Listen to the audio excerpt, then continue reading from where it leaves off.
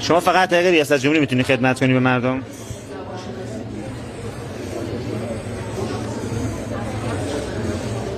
شاید اینجا که میفرمایید یا جای دیگه. کجا؟ دیگه با خدای باری تعالی. نه سوال منو جواب ندادی. شما فقط طریق رئیس جمهور شدن میتونی به مردم خدمت کنی؟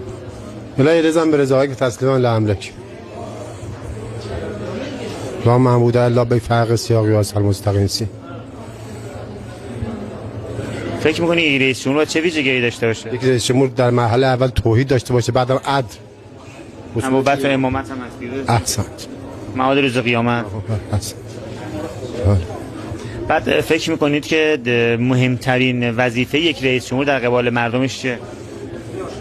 اشرف القوم خادمه، سید القوم خادمه، یشکر الخالق و یشکر المخلوق و من یشکر الخالق. بله. عرض کنم که فکر میکنی که تایید صلاحیت بشه؟ توکلت علی الله. اگر تایید صلاحیت بشی فکر میکنی که مهمترین رقیبت کیه؟ بفرمایید یه بار. اگر تایید صلاحیت بشی مهمترین رقیبت کیه؟